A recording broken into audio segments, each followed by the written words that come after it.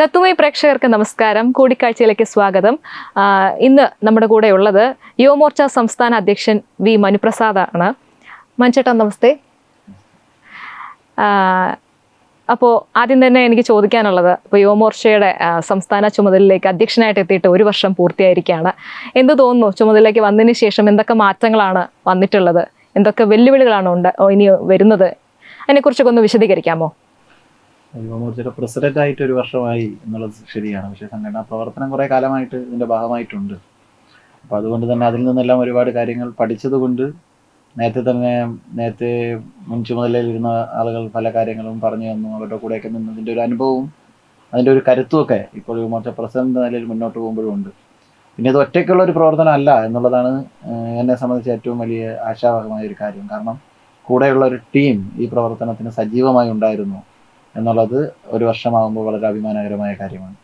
രണ്ടാമതൊരു കാര്യം പറയാനുള്ളത്, ഈ 1 വർഷത്തിൻ്റെ പ്രത്യേകത, യുവമോർച്ച പ്രസിഡന്റായ ആ വർഷം തന്നെ 2 തെരഞ്ഞെടുപ്പുകൾ ആ സമയത്ത് വരുന്ന സാഹചര്യം ഉണ്ടായി. അപ്പോൾ മോർച്ചകളുടെ പ്രവർത്തനം പൊതുവേ നമുക്ക് തെരഞ്ഞെടുപ്പ് ഓറിയൻറ്റഡ് ആയിട്ടുള്ള ചില കാര്യങ്ങളുടെയൊക്കെ ഭാഗമായിട്ട് പോകേണ്ടതായിട്ട് വന്നിട്ടുണ്ട്. അപ്പോൾ അത്തരം ചില പ്രവർത്തനങ്ങൾ വരുന്ന സമയത്ത് ഓരോ പ്രാദേശിക തലത്തിലാണ്, തദ്ദേശ തെരഞ്ഞെടുപ്പ് വരുമ്പോൾ അവിടെ പ്രാദേശിക തലത്തിലാണ് ആ കാര്യങ്ങൾ ചെയ്യുക. തദ്ദേശ തെരഞ്ഞെടുപ്പ് റിസൾട്ട് വരുന്ന സമയത്ത് അഭിമാനകരമായ ഒരു യുവാക്കളായിട്ടുള്ള ആളുകളുടെ ഒരു വലിയ സംഖ്യ എല്ലാ തദ്ദേശ തെരഞ്ഞെടുപ്പുകളിലും കോർപ്പറേഷനിൽ ഉൾപ്പെടെ ഉണ്ട് എന്നുള്ളത് ഒരു അഭിമാനകരമായ കാര്യമാണ്. അപ്പോൾ നമ്മൾ മുന്നോട്ട് പോകുമ്പോൾ തെരഞ്ഞെടുപ്പിൻ്റെ ഒരു വർഷമായിരുന്നു ഇത്. ആ വർഷത്തിൽ യുവമോർച്ചയുടെ പ്രവർത്തനങ്ങൾ ആ തരത്തിൽ കോർഡിനേറ്റ് ചെയ്തിരുന്നു. പക്ഷേ മോർച്ച എന്ന നിലയിൽ, യുവമോർച്ച എന്ന നിലയിൽ ഇപ്പോൾ ശബരിമല പ്രക്ഷോഭവുമായി ബന്ധപ്പെട്ടിട്ട് വലിയ സമരം തിരുവനന്തപുരം സെക്രട്ടേറിയറ്റിലേക്ക് നടത്തുന്ന ഒരു സാഹചര്യം ഉണ്ടായിരുന്നു. അന്ന് മുഴുവൻ മാധ്യമങ്ങളും റിപ്പോർട്ട് ചെയ്തത് ആ സമരത്തെ ഈ അടുത്ത കാലത്തൊന്നും കണ്ടിട്ടില്ലാത്തൊരു വലിയ സമരം എന്ന നിലയിലാണ് ആ സമരത്തെ തന്നെ അന്ന് BJPയും യുവമോർച്ചയൊക്കെ എതിർക്കുന്ന മാധ്യമപ്രവർത്തകർ പോലും ആ രീതിയിലാണ് അതിനെ റിപ്പോർട്ട് ചെയ്തത്. അതിനുശേഷം ശബരിമലയുടെ തന്നെ ചില വിഷയങ്ങൾ SIT അന്വേഷണമൊക്കെ വരുന്ന സമയത്ത് നടന്ന നിയമസഭാ മാർച്ച്, ആ തരത്തിൽ നമുക്കിപ്പോൾ നിയമസഭ നടക്കുന്ന സമയത്ത് വലിയ രീതിയിൽ യുവമോർച്ചയുടെ നേതൃത്വത്തിൽ നടന്നു. പോലീസ് കണ്ണീർ വാതകവും അതുപോലെ തന്നെ ടിയർ ഗ്യാസും ഒക്കെ പ്രയോഗിക്കുന്ന രീതിയിലുള്ള വലിയ സമരമായിരുന്നു അന്ന് നടന്നത്. പിന്നെ കേരളത്തിലെമ്പാടും ആ വിഷയവുമായി ബന്ധപ്പെട്ടിട്ട് ചെറുതും വലുതുമായിട്ടുള്ള സമരങ്ങൾ യുവമോർച്ചയുടെ പ്രവർത്തകർ ഏറ്റെടുത്തിട്ടുണ്ട്. ആ വിഷയമായി മുന്നോട്ട് പോയി. 2 ശബരിമല പ്രക്ഷോഭം എന്ന് പറയുന്നത് ഇടതുപക്ഷം മാത്രമല്ല, പ്രത്യേകിച്ച് കമ്മ്യൂണിസ്റ്റ് പാർട്ടി CPM മാത്രമല്ല, അതിൽ കോൺഗ്രസിന് വ്യക്തമായ പങ്കുണ്ട് എന്നുള്ള നിലയിൽ കോൺഗ്രസ് ശബരിമല പ്രക്ഷോഭത്തിനെ രാഷ്ട്രീയ ലാഭത്തിന് വേണ്ടി ഉപയോഗിക്കാനുള്ള വലിയ പരിശ്രമം നടത്തുമ്പോൾ സോണിയാഗാന്ധി ആ വിഷയത്തിൽ മറുപടി പറയണമെന്ന് ആവശ്യപ്പെട്ടുകൊണ്ട് യുവമോർച്ച കേരള ഘടകം ഡൽഹിയിലേക്ക് ഒരു മാർച്ച് സംഘടിപ്പിക്കുന്ന സാഹചര്യം ഉണ്ടായി. അത് വളരെ വാർത്താ പ്രാധാന്യം കിട്ടുന്നതും വളരെ ചുരുങ്ങിയ സമയം കൊണ്ടാണ് ആ വിഷയത്തിൽ വലിയ ഡൽഹി സോണിയാഗാന്ധിയുടെ വസതിയിലേക്ക് ഒരു മാർച്ച് യുവമോർച്ചയുടെ കേരള ഘടകം മാത്രം ചേർന്നുകൊണ്ട് ഡൽഹിയിൽ സംഘടിപ്പിക്കുന്ന ഒരു സാഹചര്യം ഉണ്ടായി. അപ്പോൾ അതും ഒരു പ്രത്യേക അനുഭവമാണ്. അങ്ങനെ ഒരു ഡൽഹിയിൽ പോയി ഒരു മാർച്ച് പല പ്രാവശ്യം പോയിട്ടുണ്ട്, പല കാര്യങ്ങൾക്കും പോയിട്ടുണ്ടെങ്കിലും അതൊരു ഓൾ ഇന്ത്യ പർപ്പസിൻ്റെ ഭാഗമായി അവിടെ പോയി പങ്കാളിയാവുകയായിരുന്നു. പക്ഷേ ഇത് യുവമോർച്ചയുടെ കേരള ഘടകം മാത്രം ഡൽഹിയിൽ നടത്തുന്ന ഓർഗനൈസ് ചെയ്യുന്ന ഒരു പരിപാടി എന്ന നിലയിൽ പോയിരുന്നു. അതിൽ നമ്മുടെ സംസ്ഥാന അധ്യക്ഷൻ രാജീവ് ചന്ദ്രശേഖർ വലിയ പിന്തുണയാണ് തുടക്കം മുതൽ ഈ കാര്യങ്ങളിൽ തരുന്നതും. അദ്ദേഹം ഡൽഹിയിൽ അദ്ദേഹത്തിനുണ്ടായുള്ള സ്വാധീനമൊക്കെ നമുക്കവിടെ പല കാര്യങ്ങൾ ചെയ്യുന്നതിനും സമരം ചെയ്യുന്നതിനൊക്കെ ഗുണകരമായി എന്നുള്ളതാണ് ഇവിടെ സൂചിപ്പിക്കുന്നത്. അങ്ങനെ മൊത്തത്തിൽ നോക്കിയാൽ ഇപ്പോൾ 1 വർഷം പൂർത്തിയാകുന്ന അന്നേ ദിവസവും ഞങ്ങൾ ക്ലിഫ് ഹൗസിന് മുന്നിൽ വലിയ സമരമാണ് യുവമോർച്ച നടത്തിയത്. PSCയുമായി ബന്ധപ്പെട്ടുള്ള സമരങ്ങളിൽ തുടക്കം മുതൽ, ഇപ്പോൾ നമ്മൾ സെക്രട്ടേറിയറ്റിൽ കാണുന്ന സമരത്തിൽ തുടക്കം മുതൽ തന്നെ യുവമോർച്ച ആ കാര്യത്തിലുണ്ടായിരുന്നു. പിന്നെ നമ്മൾ നോക്കിക്കഴിഞ്ഞാൽ ജനക്ഷേമ പദ്ധതികൾ ആളുകളിലേക്ക് എത്തിക്കുന്ന തരത്തിൽ മണ്ഡലാടിസ്ഥാനത്തിൽ വലിയ പരിപാടികൾ നടത്തുന്ന സാഹചര്യമുണ്ട്. ഓരോ മണ്ഡലങ്ങളിലും ജനക്ഷേമ പദ്ധതികൾ നരേന്ദ്രമോദിയുടെ ആളുകൾക്കിടയിൽ എത്തിക്കുന്നതിന് വേണ്ടിയിട്ടുള്ള പ്രവർത്തനങ്ങൾ നടത്താൻ വേണ്ടിയിട്ടുള്ള ഒരു ആലോചന നടത്തി വലിയ ഭംഗിയായി പല സ്ഥലത്തും നമുക്കത് നടപ്പിലാക്കാൻ സാധിച്ചിട്ടുണ്ട്. അതോടൊപ്പം തന്നെ പ്രകൃതിയും പരിസ്ഥിതിയൊക്കെ ഏറ്റെടുത്തുകൊണ്ടുള്ള പരിസ്ഥിതി ആഘോഷങ്ങൾ, പരിപാടികൾ, അങ്ങനെ എല്ലാ മേഖലകളിലും വളരെ സജീവമായി യുവമോർച്ചയ്ക്ക് ഒരു ടീം എന്ന നിലയിൽ പ്രവർത്തിക്കാൻ കഴിയുന്നു എന്നുള്ളതാണ് അഭിമാനകരമായ. പക്ഷേ 2 തെരഞ്ഞെടുപ്പുകളുടെ ഒരു സ്വഭാവം ഈ 1 വർഷത്തിനിടയിൽ ഉണ്ടായിരുന്നു. ആ തെരഞ്ഞെടുപ്പ് പ്രവർത്തനങ്ങൾ കൂടി വിലയിരുത്തിക്കൊണ്ടാണ് നമ്മൾ ഈ കാര്യങ്ങളെ മനസ്സിലാക്കുന്നത്. പക്ഷേ പൂർത്തിയായിട്ടില്ല, കുറവുകൾ ഏറെയുണ്ട്. ആ കുറവുകൾ പരിഹരിക്കാനുണ്ട്. ആ പരിഹരിക്കുന്ന കുറവുകൾ പരിഹരിച്ചുകൊണ്ട് ഈ ടീം മുന്നോട്ട് പോകും എന്നുള്ളതാണ്. ഇപ്പോൾ PSC വിഷയം അതാണല്ലോ ഇപ്പോൾ ട്രെൻഡിങ് വിഷയമായിട്ട്. ഇപ്പോൾ കേരളത്തിലാണെങ്കിൽ അറിയാം, സെക്രട്ടേറിയറ്റ് പഠിക്കൽ സമരം ചെയ്തുകൊണ്ടിരിക്കുകയാണ് PSC ഉദ്യോഗാർത്ഥികൾ.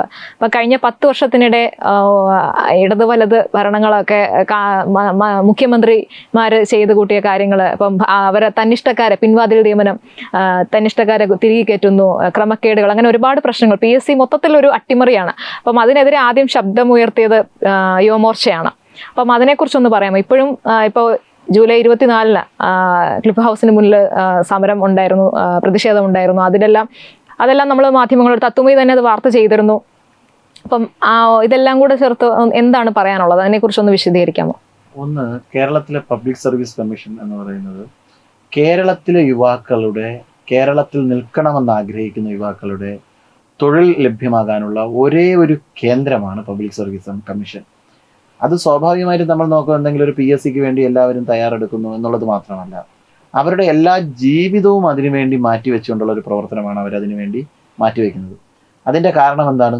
കേരളത്തിൽ മറ്റു സംവിധാനങ്ങളില്ല. നമുക്ക് നോക്കിക്കഴിഞ്ഞാൽ PSC അല്ലാതെ ഇത്തരത്തിൽ സുരക്ഷിതമായ തൊഴിൽ കിട്ടുന്ന മറ്റെന്തെങ്കിലും സാധ്യതകളോ സംവിധാനങ്ങളോ കേരളത്തിൽ ഒരുക്കി കൊടുക്കുന്നതിന് ഇരു ഭരണകൂടവും പരാജയപ്പെട്ടു എന്നുള്ളത് കൊണ്ട് യുവാക്കളുടെ ഇടയിൽ ആകെ ഉള്ള ഒരു ആശ്രയമായാണ് PSCയെ കാണുന്നത് എന്നുള്ളതാണ്.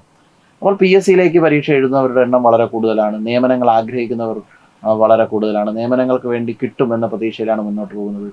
ഇരു മുന്നണികളും ഭരണകൂടത്തിൽ വരുന്ന സമയത്ത് പറയുന്നത് PSCയിൽ ഞങ്ങൾ വ്യാപകമായി തൊഴിൽ കൊടുക്കുമെന്ന് തന്നെയാണ്. സർക്കാർ ജോലി വ്യാപകമായി കൊടുക്കുമെന്ന് തന്നെയാണ് അവർ വ്യാപകമായി പറയുന്നത്. അപ്പോൾ ആ ഗവൺമെന്റ് ജോലിക്കൊരു സ്റ്റാറ്റസ് ഇവിടെ സ്വാഭാവികമായിട്ട് ക്രിയേറ്റ് ചെയ്തിട്ടുണ്ട്. അത് മാത്രമേ അവസരം എന്ന നിലയിൽ ഇവിടെ ഉള്ളൂ എന്ന നിലയിലേക്ക് മുന്നോട്ട് പോകുന്നുണ്ട്. അപ്പോൾ PSC ആശ്രയിക്കുന്ന, PSCയെ പ്രതീക്ഷിക്കുന്ന ഒരു യുവജന സമൂഹം വലിയ തോതിൽ കേരളത്തിൽ ജീവിക്കുന്നുണ്ട്. അപ്പോൾ PSCക്ക് ജോലി കിട്ടുന്നതിന് വേണ്ടിയിട്ട് സ്വാഭാവികമായിട്ടും ഒരു പഠനം നടത്തി ഒരു എക്സാമിനൊന്നും എഴുതുന്നത് പോലെയല്ല. ഒരു 18 വയസ്സ് 19 വയസ്സൊക്കെ ആകുമ്പോൾ തന്നെ PSC കോച്ചിങ് സെൻറ്ററിലേക്ക് ചെന്ന് ചേരുകയാണ്. പിന്നീട് തൻ്റെ 37-38 വയസ്സ് വരെ, 35 വയസ്സ് 36 വയസ്സ് വരെ പൂർണ്ണമായും PSC സെൻറ്ററുകളിലേക്കാണ് അവരുടെ ജീവിതം മാറ്റിവെക്കുന്നത്. ഇതിനിടയിൽ വിവാഹം പോലും മാറ്റിവെച്ച ധാരാളം ആളുകളുണ്ട്. പല കാര്യങ്ങളും മാറ്റിവെച്ചിട്ട് മുന്നോട്ട് പോകുന്ന ആൾക്കാരുണ്ട്. അവരുടെ സാമൂഹികമായ ജീവിതം, അവരുടെ സാമൂഹിക പശ്ചാത്തലം, കുടുംബ ജീവിതത്തിലൊന്നും കാര്യമായ ശ്രദ്ധ കൊടുക്കാതെ PSC വഴി ഒരു തൊഴിൽ നേടണമെന്ന നിലയിലേക്ക് വലിയ രീതിയിൽ പരിശ്രമിച്ച് മുന്നോട്ട് പോകുന്ന വലിയൊരു യുവസമൂഹം നമ്മുടെ നാട്ടിൽ നിലനിൽക്കുന്നുണ്ട്. അപ്പോൾ PSC എന്ന് പറയുന്നത് അത്രമാത്രം വിലമതിക്കുന്ന, അതിനെ കാത്തിരിക്കുന്ന, പ്രതീക്ഷിക്കുന്ന ഒരു വലിയ സമൂഹത്തെ സൃഷ്ടിക്കാൻ ഗവൺമെന്റിന് സാധിച്ചു. അതുകൊണ്ട് തന്നെ അങ്ങനെ ഒരു സമൂഹമാണ് കേരളത്തിൽ ജീവിക്കുന്നത്. പക്ഷേ ദൗർഭാഗ്യവശാൽ പുറത്തു വരുന്ന വാർത്തകൾ PSCയെ കാത്തിരിക്കുന്ന വലിയൊരു യുവജന സമൂഹം അതിനുവേണ്ടി എല്ലാ തയ്യാറെടുപ്പും എടുത്ത് അവർ പരീക്ഷ എഴുതാൻ വരുന്നു. പരീക്ഷ എഴുതുമ്പോൾ പോസ്റ്റിംഗ് ഉണ്ടെന്ന് പറഞ്ഞ് അവർ അപ്ലൈ ചെയ്യുന്നു. അതിനുശേഷം അവർക്ക് ജോലി കിട്ടാതാവുന്ന ഒരു സാഹചര്യമുണ്ട്. അപ്പോൾ പൊതുവെ വിലയിരുത്തപ്പെടുക അവർ പരീക്ഷ എഴുതാത്തത് കൊണ്ട്, ഏതെങ്കിലും തരത്തിൽ മാർക്ക് കുറഞ്ഞത് കൊണ്ടാണ് കിട്ടാതെ പോകുന്നത്, അങ്ങനെയാണ് ഇങ്ങനെയാണെന്നൊക്കെ പൊതുവെ വിലയിരുത്തപ്പെടാറുണ്ട്. പക്ഷെ അങ്ങനെയല്ല. ഒന്ന്, ലിസ്റ്റിൽ ഇടം നേടുന്നതിൽ ക്രമക്കേട് നടത്തുന്നു. അതായത് തങ്ങൾക്ക് വേണ്ടപ്പെട്ട ആളുകളെ PSC ലിസ്റ്റിൽ 1ാം റാങ്കുകാരനാക്കാൻ പോലും മടിയില്ലാത്ത തരത്തിലേക്ക് കേരളത്തിലെ PSCയെ രാഷ്ട്രീയവൽക്കരിച്ചു കഴിഞ്ഞു. രാഷ്ട്രീയം എന്നത് നല്ല വാക്കാണ്, പക്ഷേ കക്ഷി രാഷ്ട്രീയത്തിൻ്റെ അഴിമതിക്ക് വേണ്ടി നടത്തുന്ന ഒരു രാഷ്ട്രീയ പ്രവർത്തനത്തിലേക്ക് അതിന് വൽക്കരിച്ചു കഴിഞ്ഞിരിക്കുകയാണ് PSC എന്നുള്ളതാണ് പ്രധാനപ്പെട്ട പ്രശ്നം PSC നേരിടുന്നത്. ഈ പ്രശ്നം ഇന്നും ഇന്നലെയും പുറത്തു വന്നതല്ല. ഇപ്പോൾ ഉദാഹരണത്തിന് ശിവരഞ്ജിത്തും നസീമും നമുക്കെല്ലാവർക്കും അറിയാവുന്നതാണ്. യൂണിവേഴ്സിറ്റി കോളേജ് കേന്ദ്രീകരിച്ചിട്ട് കത്തിക്കുത്ത് കേസിൽ പ്രതിയാകുന്ന ഒരു സാഹചര്യമാണ്. കൂടെയുള്ള സഹപാഠിയെ, കൂടെയുള്ള സുഹൃത്തിനെ ക്യാൻറ്റീനിലിരുന്ന് കത്തിയെടുത്ത് കുത്തിയ കേസിൽ പ്രതിയായിപ്പെട്ടു. അതിനെതിരെ യൂണിവേഴ്സിറ്റി കോളേജിൽ ഉൾപ്പെടെ നിരവധി വിദ്യാർത്ഥികൾ പുറത്തു വരുന്ന സാഹചര്യം ഉണ്ടായി. അതിനെ തുടർന്ന് വലിയ പ്രക്ഷോഭങ്ങളും പ്രതിഷേധങ്ങളും മുന്നോട്ട് പോയി. അന്ന് ABVPയുടെ സംസ്ഥാന സെക്രട്ടറി ആയിരുന്ന ആളാണ് ഞാൻ. ഞങ്ങളൊക്കെ ആ വിഷയത്തിൽ വളരെ കാര്യമായി ഇടപെട്ടുകൊണ്ടിരിക്കുന്ന സമയമാണ്. അതേ സമയത്താണ് ഇതുമായി ബന്ധപ്പെട്ട ചില അന്വേഷണങ്ങൾക്ക് വേണ്ടിയിട്ട് ചില പോലീസ് ഉദ്യോഗസ്ഥന്മാർ ആർജവത്തോടുകൂടി ഇവരുടെ വീട് റെയ്ഡ് ചെയ്യുന്ന സാഹചര്യം ഉണ്ടായി. വീട് റെയ്ഡ് ചെയ്തത് കട്ടിനടിയിൽ നിന്ന് കിട്ടുന്നത് PSCയുടെ OMR ഷീറ്റാണ്. അതായത് തങ്ങൾക്ക് ജോലി ലഭ്യമാകുന്നതിന് വേണ്ടിയിട്ട് എല്ലാ തരത്തിലുമുള്ള ഇടപെടലുകളും സൗകര്യങ്ങളും ഗവൺമെൻറ്റും അതുപോലെ തന്നെ പാർട്ടിയും കൃത്യമായി ചെയ്തു കൊടുക്കുന്നു എന്ന നിലയിലാണ്. അപ്പോഴാണ് പോലീസ് റാങ്ക് ലിസ്റ്റിലെ അവരുടെ ലിസ്റ്റ് നോക്കുന്നത്, അവരുടെ എത്രാമതാണ് എന്ന് പരിശോധിക്കുന്നത്. അപ്പോഴാണ് മനസ്സിലാക്കുന്നത് 1ാം റാങ്കുകാരനായിട്ടും 6ാം റാങ്കുകാരനായിട്ടും ഈ പറയുന്ന ആളുകൾ അവിടെ എത്തുന്നുണ്ട്. അപ്പോൾ സ്വാഭാവികമായിട്ടും കത്തിക്കത്ത് കേസിലെ പ്രതി 1ാം റാങ്കുകാരനായിക്കൂടെ എന്ന് ചോദിച്ചാൽ ചിലപ്പോൾ ആകാം, പഠിക്കുന്ന ഒരാളായിരിക്കും എന്ന നിലയാണ്. പക്ഷെ അങ്ങനെയല്ല. സ്വാഭാവികമായിട്ടും മറ്റൊരു ചോദ്യത്തിലോ ചരിത്രത്തിലോ ഒരു ബോധവും ഇവർക്കില്ല എന്നുള്ള പിന്നീടുള്ള വാർത്തകൾ വരികയാണ്. പക്ഷെ അതുമായി ബന്ധപ്പെട്ട ക്വസ്റ്റ്യൻ എല്ലാം അവർ അഡ്രസ്സ് ചെയ്തിട്ടുണ്ട്, അവരതിന് ഉത്തരം നൽകിയിട്ടുണ്ട്. അപ്പോഴാണ് അന്വേഷണം നടക്കുന്നത്.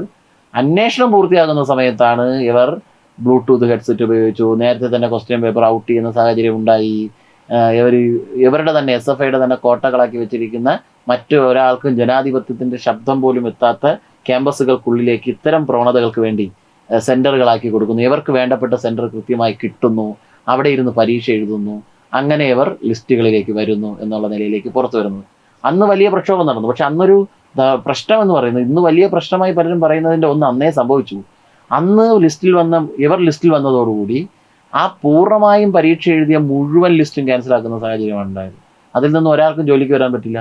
ഇവർ കുറേ പേര് ക്രമക്കേട് നടത്തി അതിനുള്ളിൽ കയറി 1-ാം റാങ്കും 2-ാം റാങ്കും വരുന്ന സാഹചര്യം ഉണ്ടായി.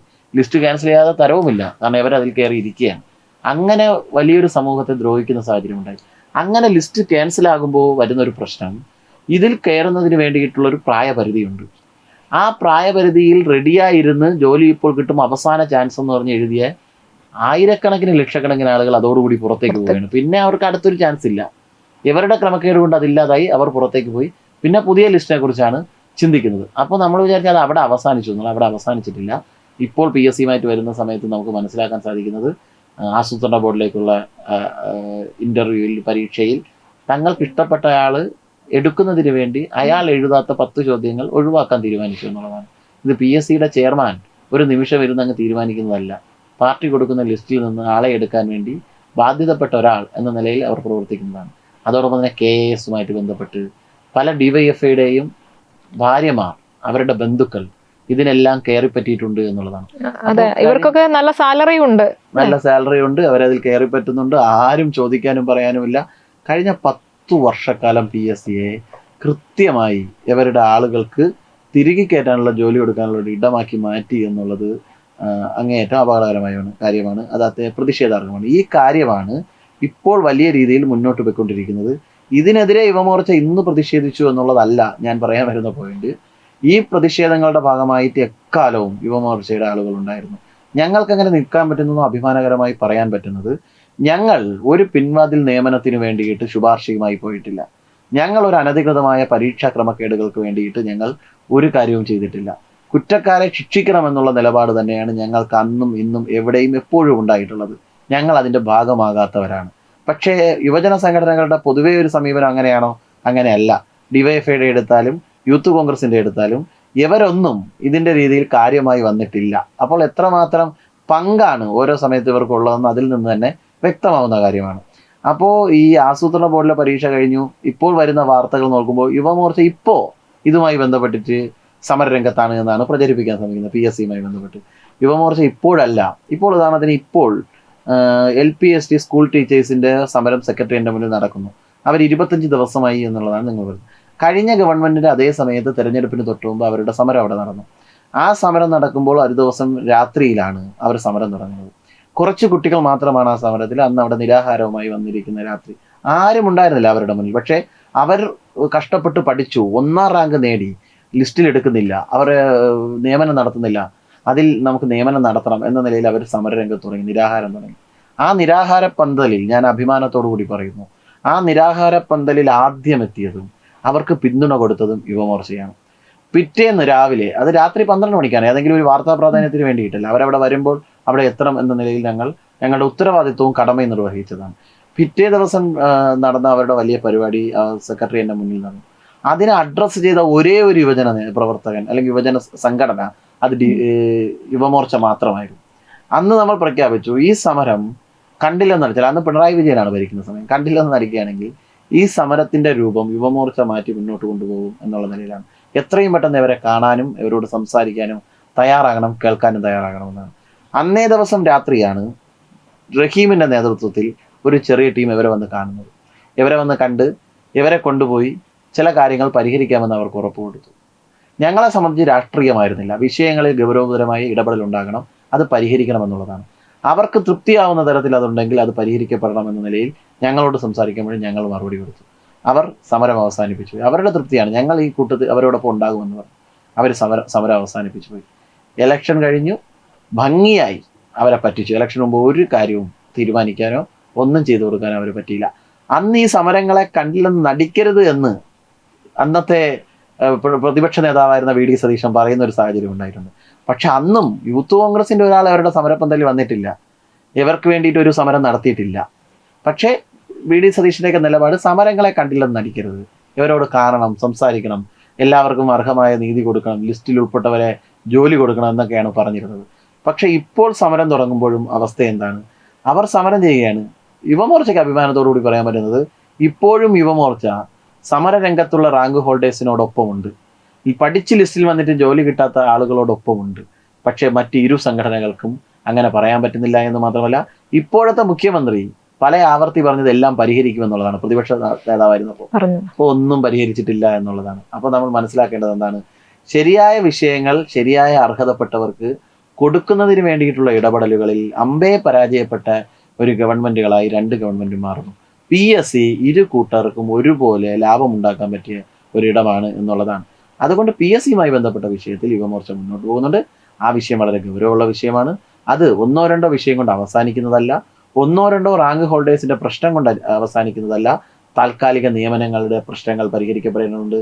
വേക്കൻസി റിപ്പോർട്ട് ചെയ്യുന്നതിൽ കാണിക്കുന്ന അപാകത അത് കൃത്യമാക്കേണ്ടതുണ്ട്. കാരണം ഒരു വേക്കൻസി ഉണ്ടോ എന്ന് കണ്ടുപിടിക്കേണ്ട ഉത്തരവാദിത്വം ലിസ്റ്റിൽ ഉൾപ്പെട്ട കുട്ടികളുടേതായി മാറുന്നു എന്നുള്ളതാണ്. ഒരു കുട്ടി ലിസ്റ്റിൽ ഉൾപ്പെട്ടാൽ ആ ജില്ലയിൽ പോയി വിവരാവകാശം കൊടുത്ത് ഈ ഡിപ്പാർട്ട്മെന്റിൽ ഇത്ര വേക്കൻസി ഉണ്ടെന്ന് കൊണ്ടുവന്ന് സർക്കാരിന് വീണ്ടും സമർപ്പിച്ച് രേഖാമൂലം പരാതി കൊടുത്ത് വീണ്ടും എടുത്ത് അങ്ങനെയൊക്കെയാണ് ലിസ്റ്റിൽ പെടേണ്ടത്. അല്ലാതെ PSC നടത്തിയ ലിസ്റ്റിൽ സർക്കാർ അങ്ങോട്ട് ഇത്ര വേക്കൻസി ഉണ്ടെന്ന് കാണിച്ചു കൊടുത്ത് ആരെയും നിയമിക്കുന്ന സാഹചര്യം ഇല്ല. അപ്പോൾ ഇത്തരം കാര്യങ്ങൾ അപാകതയുണ്ട്. താൽക്കാലിക നിയമനക്കാരെയും സ്വന്തക്കാരെയും കയറ്റി അവരെ തുടരാൻ അനുവദിക്കുന്നു, ഇവരെ പുറത്തു നിർത്തുകയും ചെയ്യുന്ന ഒരു സമീപനമുണ്ട്. അഴിമതി അല്ലാതെ നിലനിൽക്കുന്നുണ്ട്. PSCയുടെ ക്വാളിഫിക്കേഷൻ നമ്മൾ നോക്കുന്നത് പല ഡിപ്പാർട്ട്മെന്റുകളിലും ആവശ്യമുള്ള ക്വാളിഫിക്കേഷൻ നിലനിൽക്കെ തന്നെ തങ്ങൾക്ക് വേണ്ടപ്പെട്ടവരെ എടുക്കുന്നതിന് വേണ്ടിയിട്ട് ആ ക്വാളിഫിക്കേഷനിൽ തന്നെ ഇളവ് വരുത്തി ഇത്തരം ചില കാര്യങ്ങൾ ചെയ്യുന്ന സാഹചര്യമുണ്ട്. അതും നിലനിൽക്കുന്നുണ്ട്. രണ്ട് PSCയുടെ അംഗങ്ങൾ, PSC ചെയർമാൻ, അവർക്ക് കൊടുക്കുന്ന സാലറി, അവർക്ക് കൊടുക്കുന്ന സംവിധാനങ്ങൾ, മെമ്പർമാരുടെ എണ്ണം, UPSCയിലും അതുപോലെ തന്നെ ഈ ഉത്തർപ്രദേശിൽ എത്ര കോടി ജനങ്ങളുണ്ട്, അവിടെയൊക്കെ ഉള്ള PSC മെമ്പേഴ്സിനേക്കാൾ എണ്ണം വളരെ കൂടുതലാണ് കേരളത്തിൽ. അത്രമാത്രം ഖജനാവിലെ പണം ഉപയോഗിക്കുന്നത്. ഇന്ത്യൻ പ്രധാനമന്ത്രിയെക്കാളും സാലറി അവർ അത്രയും പൈസ ക്യാഷ് സാലറി വാങ്ങിക്കുന്നവരാണ്, സംവിധാനങ്ങൾ ഉള്ള ആളുകളാണ്. പക്ഷെ അവരെല്ലാം പിൻവാതിൽ നിയമനം നടത്തി അഴിമതി നടത്തി പാർട്ടിക്ക് വേണ്ടി പണിയെടുക്കുന്നു. രണ്ട് കൃത്യമായൊരു ചട്ടം ഇവരെ നിയമിക്കുന്നതുമായിട്ട് ബന്ധപ്പെട്ടിട്ട് ഇതുവരെ രൂപീകരിച്ചിട്ടില്ല. ഏതെങ്കിലും തരത്തിൽ ഒരു ആർട്ടിക്കൽ വെച്ചിട്ട് ഒരു നിയമനം നടത്തുന്നു എന്നുള്ളതിനപ്പുറം ഒരു കൃത്യമായൊരു ചട്ടമോ ഏതെങ്കിലും തരത്തിലുള്ള കാര്യങ്ങളോ ഒന്നും, ഒരു ഫ്രെയിം വർക്ക് ഈ നിയമനങ്ങളുമായി ബന്ധപ്പെട്ട് ഇതുവരെ സർക്കാർ ഉണ്ടാക്കിയിട്ടില്ല. അപ്പോൾ ഇതിന്റെ എല്ലാം പിറകിൽ നിലനിൽക്കുന്ന ഈ അപാകതകളും ഈ നൂതനമായി അവർ കണ്ടുപിടിച്ച് വെച്ചിരിക്കുന്ന, കളവ് നടത്താൻ കണ്ടുപിടിച്ച് വെച്ചിരിക്കുന്ന ഈ ലൂപ്പ് ഹോളുകളും ഒക്കെ കൃത്യമായി അടയ്ക്കുന്നത് വരെ യുവമോർച്ച ഇതുമായി ബന്ധപ്പെട്ട് മുന്നോട്ട് പോകുക ഞങ്ങളുടെ കടമയാണ്, കർത്തവ്യമാണ്, ഉത്തരവാദിത്തം. ഇപ്പോൾ ദില്ലിയിലെ നീറ്റ് പരീക്ഷ പ്രൊട്ടസ്റ്റ് നമ്മൾ കണ്ടിരുന്നു, CJPയുടെ പ്രൊട്ടസ്റ്റ് കണ്ടിരുന്നു. അപ്പം അതിൽ കേരളത്തിൽ നിന്നുള്ള ഇന്ത്യ മുന്നണികൾ, അങ്ങനെ തന്നെ വേണം പറയാൻ, ഇപ്പം LDF UDF ഒന്നാണല്ലോ, അപ്പം അവർ ഇന്ത്യ മുന്നണി ഉള്ള ആൾക്കാരും സെലിബ്രിറ്റികളും മാധ്യമങ്ങളും ഒക്കെ അവിടെയായിരുന്നു ശ്രദ്ധ. ഇവിടെ ഈ സെക്രട്ടേറിയറ്റ് പടിക്കലുള്ള സമരങ്ങൾ, ഇപ്പം മുട്ടിലിഴഞ്ഞു, മണ്ണ് വാരി തിന്നു, അങ്ങനെയൊക്കെയുള്ള പ്രതിഷേധങ്ങൾ ഇവിടെ PSC ഉദ്യോഗാർത്ഥികൾ ചെയ്തിട്ടുണ്ടായിരുന്നു. അതൊന്നും കാണാതെ ദില്ലിയിലേക്ക് അവർ പോയി, അവർക്ക് സപ്പോർട്ട് കൊടുത്തു. അപ്പോൾ മുഖ്യമന്ത്രി VD സതീശൻ വരെ നമ്മുടെ പോയിരുന്നു. അപ്പോൾ കേരളത്തിലെ PSC ഉദ്യോഗാർത്ഥികൾക്ക് വേണ്ടിയിട്ട് ഒരു ശബ്ദം ഉയർത്താനൊന്നും അവർ ചെയ്തില്ല. അപ്പം ഇതിനെ എങ്ങനെ നോക്കിക്കാണുന്നു? ഇപ്പോൾ അതുപോലെ തന്നെ മറ്റൊരു കാര്യം കൂടെ, ഇപ്പം ടൊവിനോ തോമസ് ഒരു ഇൻസ്റ്റാഗ്രാമിൽ പോസ്റ്റ് ഒക്കെ ഇട്ടിട്ടുണ്ടായിരുന്നു. അപ്പോൾ പക്ഷേ കേരളത്തിലെ PSC സമരം കാണാതെ ദില്ലിയിലെ പ്രൊട്ടസ്റ്റിന് വേണ്ടി സംസാരിച്ചു എന്ന് പറഞ്ഞു. അപ്പം അത് തൊട്ട് പിന്നാലെ നമ്മുടെ യുവമോർച്ചയിലെ ആളുകൾ പോയി പ്രതിഷേധം അറിയിച്ചു. അടുത്ത ദിവസം തന്നെ PSCക്ക് വേണ്ടി സംസാരിച്ചു. അപ്പോൾ യുവമോർച്ചയുടെ ഒരു വിജയമാണല്ലോ, പ്രതിഷേധത്തിന്റെ ഒരു വിജയമാണല്ലോ. അപ്പൊ അതുപോലെ മുന്നോട്ട് ഇനിയും അതുപോലുള്ള പ്രതിഷേധങ്ങൾ തുടരുമോ, എന്താണ് പറയാനുള്ളത്? തീർച്ചയായും നീറ്റുമായി ബന്ധപ്പെട്ടിട്ടുണ്ടായ വിഷയം വളരെ ഗൗരവമുള്ളതാണ്. കാരണം ലക്ഷക്കണക്കിന് വിദ്യാർത്ഥികൾക്ക് ഒരു പ്രശ്നമുണ്ടായി എന്നുള്ളതിൽ ഒരു സംശയവുമില്ല. അതിനോട് ഒരു തരത്തിലും ന്യായീകരണത്തിന്റെ ഒരു വാക്കോ ഒരു വാചകമോ ആ സംഭവത്തോട് ചേർത്ത് വയ്ക്കാൻ സാധിക്കുന്നതുമല്ല. അതുകൊണ്ട് അത് ചേർത്ത് വെച്ചില്ല. അതിൽ അഭിമാനകരമായി ഞങ്ങൾക്ക് പറയാൻ പറ്റുന്നത്, ഞങ്ങൾ വിശ്വസിക്കുന്ന ഗവൺമെന്റും അത്തരത്തിലൊരു ന്യായീകരണത്തിന് തുനിഞ്ഞില്ല എന്നുള്ളതാണ് ഞങ്ങൾക്ക് അഭിമാനകരമായി പറയാൻ പറ്റുന്നത്. കാര്യം എന്താണ്? നീറ്റ് പരീക്ഷയുമായി ബന്ധപ്പെട്ടിട്ട് പരീക്ഷ നടത്തി റിസൾട്ട് വരുന്ന സമയത്താണ് ഇത്തരത്തിലൊരു പരീക്ഷയുടെ ചോദ്യപേപ്പർ ചോർത്തുന്ന തരത്തിലുള്ളൊരു കുറ്റകൃത്യം നടന്നു എന്ന് ഗവൺമെന്റിനെ മനസ്സിലാക്കുന്നത്. 2 ഓപ്ഷനുകൾ NDAയുടെ മുന്നിലും ഗവൺമെന്റിന്റെ മുന്നിലും ഉണ്ടായിരുന്നു.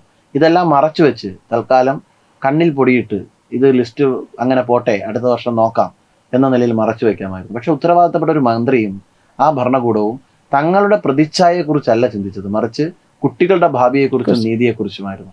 ഉടനെ തന്നെ അങ്ങനെ സംഭവിച്ചു എന്ന് മനസ്സിലാക്കി. പക്ഷെ സംഭവിച്ചു കഴിഞ്ഞാൽ പിന്നെ സംഭവിച്ച കാര്യങ്ങളിൽ പരിഹാരം കാണുക എന്നുള്ളതിനെ കുറിച്ചല്ലേ ചിന്തിക്കാൻ പറ്റുക. സംഭവിക്കാതിരിക്കാൻ വേണ്ടി പരിശ്രമിച്ചു, പക്ഷെ സംഭവിച്ച കാര്യത്തെ അതിനെ മൂടി വെക്കാൻ ശ്രമിച്ചില്ല. അത് സമൂഹത്തോട് പറഞ്ഞു, ഇങ്ങനെ സംഭവിച്ചു, അതുകൊണ്ട് ഞങ്ങൾ പരീക്ഷ ക്യാൻസലാക്കുന്നു എന്ന് പറയുകയാണ് ചെയ്തത്. അത് ഒരുപാട് പേർക്ക് വലിയ ബുദ്ധിമുട്ടുണ്ടാക്കി, ചെറിയ ബുദ്ധിമുട്ടൊന്നുമല്ല, വലിയ ബുദ്ധിമുട്ടുണ്ടാക്കി. പക്ഷേ നമ്മുടെ ഒരു സംവിധാനത്തിൽ ഒരു വീഴ്ച പറ്റി. ആ വീഴ്ച തുറന്നു പറഞ്ഞു, അത് പരിഹരിക്കുന്നതിന് അപ്പോൾ തന്നെ നടപടി തുടങ്ങി. അതുമായി ബന്ധപ്പെട്ട് കുറ്റക്കാരായവരെ നിമിഷ നേരം കൊണ്ട് അന്വേഷണം പ്രഖ്യാപിച്ചു, കുറ്റക്കാരായവരെ അറസ്റ്റ് ചെയ്തു, അവരെ ജയിലിലടച്ചു. വീണ്ടും അത് ഇനി ഉണ്ടാവാതിരിക്കാനുള്ള നടപടിക്രമങ്ങളുമായി CBI SIT അന്വേഷണവുമായി മുന്നോട്ട് പോയി. മന്ത്രിയുടെ നേതൃത്വത്തിൽ അന്ന് ഇവരെ ഒരാളും സമരമായിട്ട് വന്നിട്ടില്ല. അന്ന് ഒരു ആളുകളുടെയും സമരം ഒരു ജന്തർ മന്ദറിലോ ഒരു സ്ഥലത്തും ഉണ്ടായിരുന്നില്ല. ഇവർ പറയുമെന്നുള്ളത് കൊണ്ട് തുടങ്ങിയതല്ല ഈ ശുദ്ധീകരണ പ്രവർത്തനങ്ങൾ. ഇത് സ്വാഭാവികമായിട്ടും ചെയ്യുന്ന സാഹചര്യം വന്നു. അതിനെ കുറിച്ച് മുന്നോട്ട് പോയി ആ കാര്യങ്ങൾ പരിഹരിക്കപ്പെടുമെന്നുള്ള ഒരവസ്ഥ വരുമ്പോഴാണ് വലിയ തോതിലുള്ള ധർമ്മേന്ദ്ര പ്രധാൻ രാജിവെക്കണം, വിദ്യാഭ്യാസ മന്ത്രി രാജിവെക്കണം എന്നുള്ളൊരു പ്രക്ഷോഭം വരുന്നത്.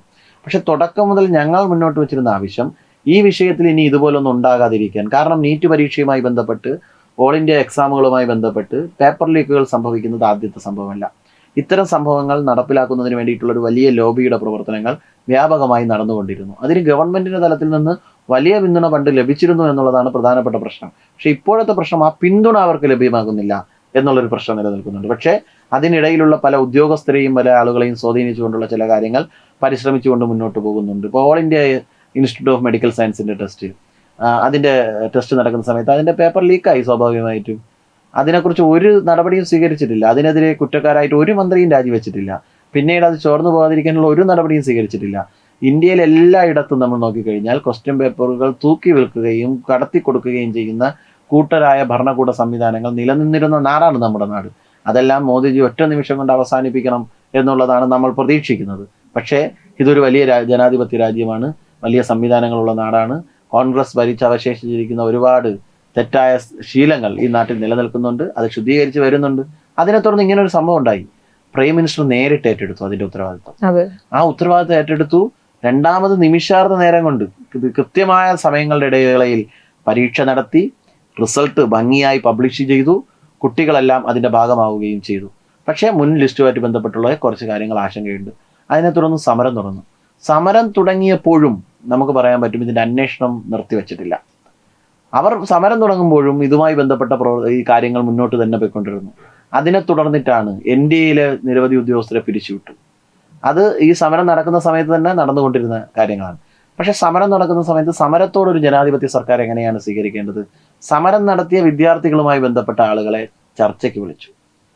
സോനം ജുക്ക് നിരാഹാരം കിടക്കുന്ന സമയത്ത് അതിന് അനുമതി കൊടുത്തു. അത് ജനാധിപത്യ സംവിധാനമാണ്. ഒരു വിഷയത്തെക്കുറിച്ച് അനുമതി കൊടുത്തു. ജന്തർ മന്ദറിൽ സമരം നടന്നു.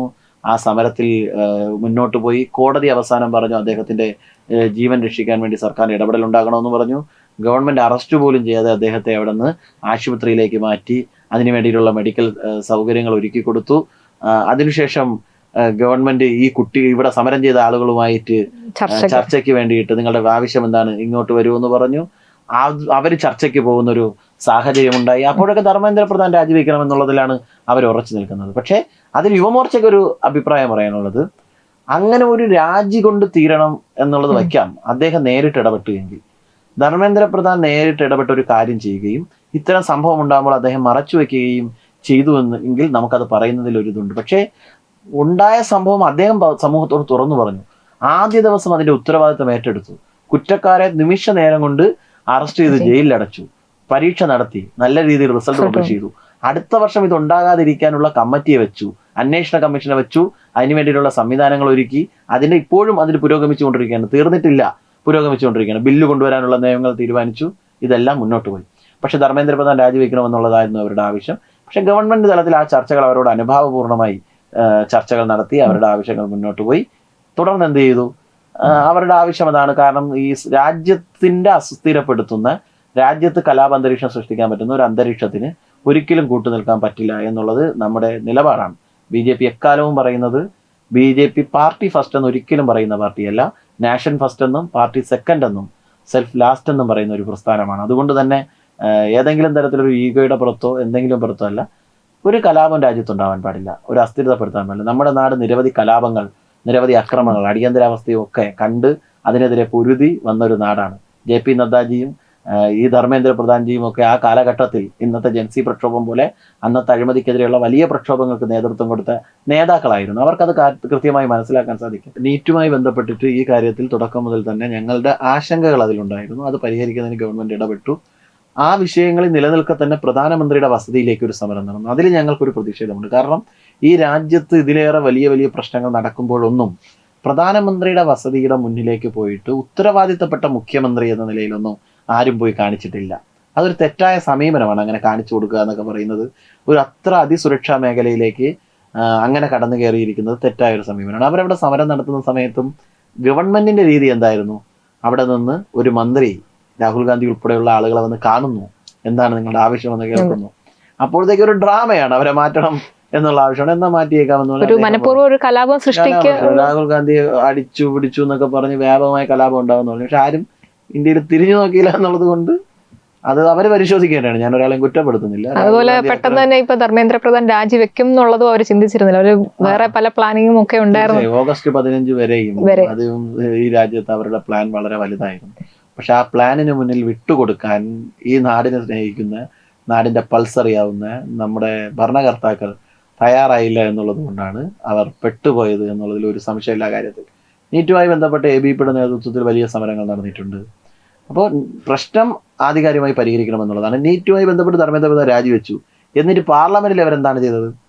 ഈ ബില്ല് 10 കോടി രൂപ പിഴയും 10 വർഷം തടവും ഒക്കെ കൊടുക്കുന്ന കർശനമായ നിയമങ്ങൾ വ്യവസ്ഥ ചെയ്യുന്ന ഒരു ബില്ല് പാസ്സാക്കാൻ വേണ്ടി പോകുമ്പോൾ പാസ്സാക്കണ്ട, ഞങ്ങൾ അതിനോട് സഹകരിക്കില്ല, നിങ്ങൾ ആദ്യം മറ്റു പല കാര്യങ്ങളും പറ എന്ന് പറഞ്ഞിട്ടാണ് അവർ മുന്നോട്ട് വരുന്നത്. അപ്പോൾ ആദ്യം ഇതല്ലേ പാലിക്കേണ്ടത്? ഇതാണല്ലോ ശരിയായ പരിഹാരം. അപ്പോൾ ഇവർക്കാരെയൊക്കെ സംരക്ഷിക്കാനുണ്ട്. പക്ഷേ വിദ്യാർത്ഥികൾക്കൊപ്പം എന്ന് പറയുകയും ചെയ്യും. എന്നിട്ട് ഇതിനെതിരെ വിദ്യാർത്ഥികളുടെ പേരിൽ ഇവരുടെ അജണ്ടകൾ മുന്നോട്ട് വയ്ക്കാൻ തീരുമാനിച്ചു. പക്ഷേ ഈ രാജ്യത്തെ വിദ്യാർത്ഥികളോടും യുവാക്കളോടും കൃത്യമായി സമ്മതിക്കാൻ രാജ്യത്തിന്റെ പ്രധാനമന്ത്രി നരേന്ദ്രമോദിജിക്ക് സാധിച്ചു. നേരത്തെ പറഞ്ഞതുപോലെ ഇവർ കോപ്പുകൂട്ടിയ കലാപങ്ങൾക്കും കോപ്പുകൂട്ടിയ രാഷ്ട്രീയ അജണ്ടകൾക്കും തങ്ങളുടെ ഇംഗിതങ്ങൾക്ക് വേണ്ടി വഴങ്ങിക്കൊടുക്കുന്ന കൂട്ടരെ കൂടെ കൂട്ടിക്കൊണ്ട് ഒരു മുന്നണി എന്ന കണക്കെ പ്രവർത്തിച്ചപ്പോൾ അതിനെ പരാജയപ്പെടുത്തുന്നതിന് ഒരു അഹങ്കാരത്തിന്റെയോ ഈഗോയുടെയോ പ്രശ്നം നമ്മുടെ രാജ്യത്തെ മന്ത്രിമാർക്കോ ഭരണകൂടത്തിനോ ഉണ്ടായിരുന്നില്ല. അവർ കൃത്യമായ ആ കാര്യങ്ങളെ പൊളിച്ചടുക്കി കൈ കൊടുത്തു. രാജ്യം മുന്നോട്ട് പോകുന്ന ഒരു സാഹചര്യത്തിലേക്ക് എത്തുന്ന സാഹചര്യം ഉണ്ടായി. അപ്പോൾ നീറ്റുമായി ബന്ധപ്പെട്ടിട്ട് ഡൽഹിയിൽ നടന്ന അക്രമത്തെക്കുറിച്ചിട്ടാണ് പിന്നീട് വലിയ ചർച്ച ഇവർ പറഞ്ഞത്. ഞാൻ ചോദിക്കുന്നത്, സമരം തുടങ്ങുന്ന ദിവസം തന്നെ കൃത്യമായി മന്ത്രിമാരുടെ നേതൃത്വത്തിൽ അവരെ വിളിച്ചു, അവർ പറയുന്ന സ്ഥലത്ത് വന്നിരിക്കാമെന്ന് പറഞ്ഞു. അതിനെ അവർ വിളിച്ചത് വിദ്യാർത്ഥികളുടെ മുന്നിൽ ഗവൺമെന്റ് പരാജയപ്പെട്ടു പോയി എന്നാണ് അവർ പ്രചരിപ്പിക്കാൻ ശ്രമിച്ചത്. ഒരു ജനാധിപത്യ സർക്കാർ വിദ്യാർത്ഥികളുടെ ശരിയായ അവകാശങ്ങളോടും ആവശ്യത്തോടും താതാത്മ്യം പ്രാപിക്കുന്നതും അതിനോട് അനുഭാവപൂർണമായൊരു നിലപാടെടുക്കുന്നതും ഒരു ഗവൺമെന്റിന്റെ പരാജയമെന്ന് കണക്കെ ഒരു മാനസികാവസ്ഥയിലാണ് ഇരു മുന്നണികളും മുന്നോട്ട് പോയിക്കൊണ്ടിരിക്കുന്നത്. അതുകൊണ്ടായിരിക്കും ഇവർ ഒരു സമരങ്ങളോടും ഇവർ ഒരിക്കലും അനുഭാവപൂർണമായ നിലപാടെടുക്കാറില്ല. കാരണം ഇവരുടെ മനസ്സെന്താണ്?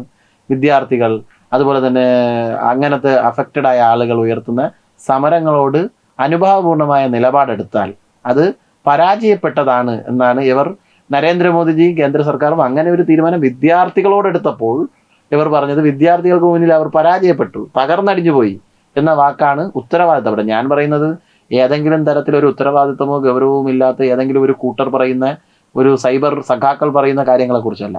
മറിച്ച് MPയും MLAയും മന്ത്രിയും മുഖ്യമന്ത്രിയും ഒക്കെ ആയിരിക്കുന്ന ആളുകൾ ഉപയോഗിക്കുന്ന, പ്രതിപക്ഷ നേതാവ്, രാജ്യത്തിന്റെ പ്രതിപക്ഷ നേതാവ് ഉപയോഗിക്കുന്ന വാക്കുകളെ കുറിച്ചാണ് ഞാൻ പറഞ്ഞത്. തകർന്നടിഞ്ഞു പോയി എന്നുള്ളതാണ്. ഒരു സമരത്തോട് അനുഭാവപൂർണമായ നിലപാടെടുത്ത് നരേന്ദ്രമോദിജി സർക്കാർ പരാജയപ്പെട്ടു വിദ്യാർത്ഥികളുടെ മുന്നിൽ എന്ന വാക്കാണ് അവർ ഉപയോഗിച്ചത്. മുട്ടുകുത്തി എന്ന വാക്കാണ് ഉപയോഗിച്ചത്. ജനാധിപത്യ സമരങ്ങൾക്ക് മുന്നിൽ മുട്ടുകുത്തി എന്നുള്ളത് അപമാനകരമായ കാര്യമല്ല, അത് അഭിമാനകരമായ കാര്യമാണ്. അങ്ങനെ അവർ ഉപയോഗിക്കുമ്പോഴും ഞങ്ങൾക്ക് പറയാൻ പറ്റും, ഒരു തീവ്രവാദിയുടെയും ഭീകരവാദിയുടെയും മുന്നിൽ തല കുനിച്ചു കൊടുത്തിട്ടില്ല നമ്മുടെ നാട്, നമ്മുടെ രാജ്യം. നമ്മുടെ രാജ്യത്തിന്റെ അതിർത്തികളെ ശക്തമായി കാത്തു സൂക്ഷിക്കുന്ന, രാജ്യത്തെ ഓരോ സാധാരണക്കാരനായ ജനങ്ങളുടെയും ആത്മാഭിമാനത്തെ ഉയർത്തിപ്പിടിക്കുന്ന, അവർക്കുണ്ടാകുന്ന ഏത് പ്രശ്നങ്ങളിലും മുന്നിൽ നിന്ന് നയിക്കുന്ന ഒരു ഗവൺമെന്റായി ഈ നരേന്ദ്രമോദിജിയുടെ നേതൃത്വത്തിലുള്ള ഗവൺമെന്റ് മുന്നോട്ട് പോകുന്നുണ്ട്.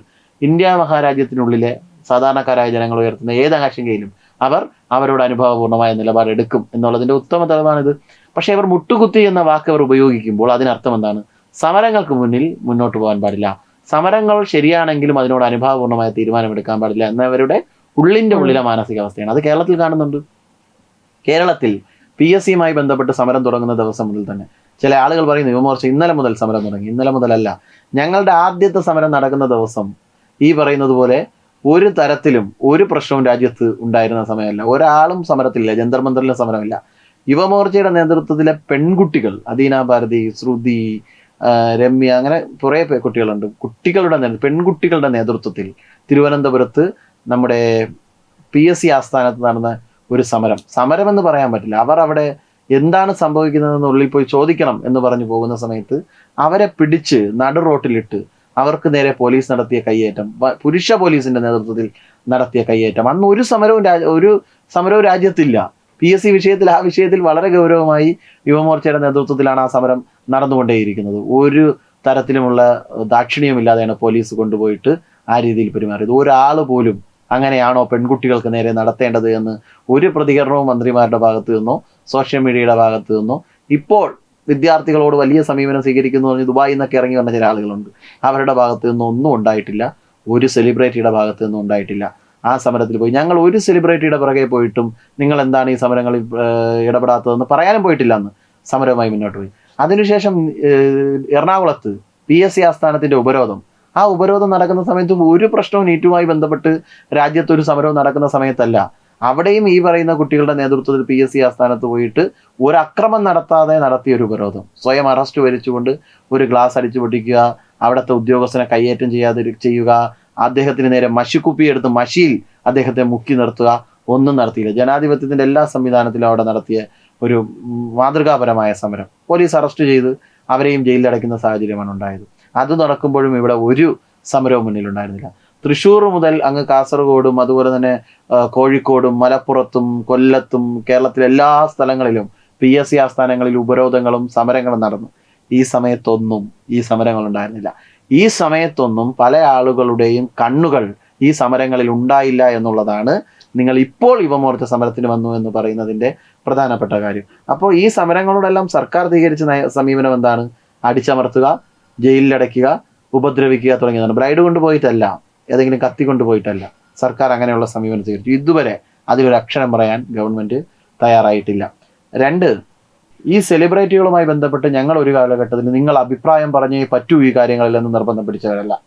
കാരണം സെലിബ്രിറ്റീസ് അവർക്ക് വ്യക്തിപരമായ സ്വാതന്ത്ര്യമുണ്ട് എന്ന് ഉറച്ചു ഞങ്ങൾ വിശ്വസിക്കുന്നു. അവരുടെ സ്വാതന്ത്ര്യത്തിന്മേൽ ഞങ്ങൾ കൈകടത്തുന്നത് ശരിയല്ല എന്നുള്ളത് തന്നെയാണ് ഞങ്ങളുടെ അഭിപ്രായം. പക്ഷേ കേരളത്തിലെ നിരവധി വിദ്യാർത്ഥികളും യുവാക്കളും നേരിടുന്ന ഒരു പ്രശ്നത്തിൽ അവർ അഭിപ്രായം പറഞ്ഞില്ല എന്നുള്ളതിൽ ഞങ്ങൾക്ക് വിഷമമുണ്ട് എന്നുള്ളതാണ്. അത് അവർ അഭിപ്രായം പറയണമെന്ന് ആഗ്രഹിച്ചു. കാരണം അവർ നീറ്റുമായി ബന്ധപ്പെട്ട വിഷയത്തിൽ അഭിപ്രായം പറഞ്ഞു. പറയരുതെന്നല്ല ഞങ്ങളുടെ അഭിപ്രായം, നിങ്ങൾക്കത് പറയാം. അത് പറഞ്ഞതിനല്ല ടോവിനോയോട് ഞങ്ങൾ അവിടെ ഒരു സമരം നടത്തിയത്. നിങ്ങളൊരു കാര്യം മനസ്സിലാക്കേണ്ടത്, കേരളത്തിലെ ഇടതുപക്ഷത്തിനെതിരായിട്ടോ വലതുപക്ഷത്തിനെതിരായിട്ടോ ഏതെങ്കിലും ഒരു സാഹിത്യകാരൻ്റെയോ ഏതെങ്കിലും ഒരു സെലിബ്രിറ്റിയുടെയോ ഒരു വാക്ക് അവർക്കെതിരെ പറഞ്ഞാൽ അവർക്കെതിരെ ഏതു തരത്തിലുള്ള പ്രതിഷേധങ്ങളാണ് നേരിടുന്നത്. അവരുടെ വേദികൾ നഷ്ടപ്പെടുന്നു, അവർക്ക് പരിപാടികൾ നടത്താൻ പറ്റുന്ന സാഹചര്യങ്ങൾ ഉണ്ടാകുന്നു, അവരെ അത്ര രീതിയിലുള്ള മലീമസമാക്കുന്ന രീതിയിലുള്ള എല്ലാ ഇടപെടലും അവർക്കെതിരെ നടത്തുന്നു. പക്ഷെ യുവമോർച്ചയുടെ അന്നത്തെ പ്രവർത്തകർ നടത്തിയൊരു സമരത്തിൻ്റെ നോക്കൂ. ടോവിനോ തോമസിന്റെ മുന്നിൽ പോയി അദ്ദേഹത്തിനെതിരെ മോശമായ വാക്കുകൾ ഉപയോഗിച്ചിട്ടില്ല, അദ്ദേഹത്തെ ഏതെങ്കിലും തരത്തിൽ അപമാനിക്കുകയായിരുന്നില്ല. നീറ്റുമായി ബന്ധപ്പെട്ട് നിങ്ങൾ ഒരു വിഷയത്തിൽ അഭിപ്രായം പറഞ്ഞു, അപ്പോൾ നിങ്ങൾ കോമണായ അഭിപ്രായം പറയുന്ന ആളാണ്. അങ്ങനെയാണെങ്കിൽ കേരളത്തിലെ ഈ യുവാക്കളെ കുറിച്ച് ഒരു അക്ഷരം പറയണം എന്ന് ഞങ്ങൾ ആഗ്രഹിക്കുന്നു. ആ ആഗ്രഹിക്കുന്ന കാര്യം അവിടെ വാ മൂടിക്കെട്ടി ഒരു അശ്ലീല പദം പോലും ഉപയോഗിക്കാതെ അദ്ദേഹത്തിന്റെ മുന്നിൽ ഒരു സെലിബ്രിറ്റി എന്ന ഇതിലും കൂടി അഭിപ്രായം പറയണം എന്നൊരു ആഗ്രഹമാണ് ആ പ്രതിഷേധഗണത്തിൽ, മാന്യമായ പ്രതിഷേധത്തിൽ കണ്ടത്. പക്ഷേ പിന്നീട് ടോവിനോ തോമസിന്റെ ഭാഗത്ത് നിന്ന് കേരളത്തിലെ യുവാക്കൾ നേരിടുന്ന PSCയുമായി ബന്ധപ്പെട്ട വിഷയത്തിൽ അദ്ദേഹം ട്വീറ്റ് ചെയ്യുന്ന സാഹചര്യം ഉണ്ടായി. പിന്നീട് പല സെലിബ്രിറ്റീസും പല അഭിപ്രായ രൂപീകരണം നടത്തുന്ന ഒരു മൈനോറിറ്റി ക്രിയേറ്റീവ് എന്ന് പറയുന്ന ഒരു സമൂഹം അതിൻ്റെ ഭാഗമായിട്ട് വരുന്ന സാഹചര്യം ഉണ്ടായി. അതെല്ലാം നമ്മുടെ നാട് കൂടുതൽ നവീകരിക്കപ്പെടുന്നതിനും നമ്മുടെ ഈ നാട്ടിലെ പ്രശ്നങ്ങൾ കൂടുതൽ മുന്നോട്ട് കൊണ്ടുവരുന്നതിനും സഹായകരമാകും എന്നുള്ളതാണ് ഞങ്ങൾക്ക് സൂചിപ്പിക്കാനുള്ളത്. സെലിബ്രിറ്റീസുകളിൽ പലരും രാഷ്ട്രീയ അടിമത്വം പേറുന്നവരാണ് എന്നൊരു പൊതുവെ ആക്ഷേപമുണ്ട്. അവർക്കൊരു കക്ഷി രാഷ്ട്രീയത്തിന്റെ അടിമത്വം പേറിയാണ് അവർ മുന്നോട്ട് പോകുന്ന ഒരു പൊതുവെ ആക്ഷേപമുണ്ട്.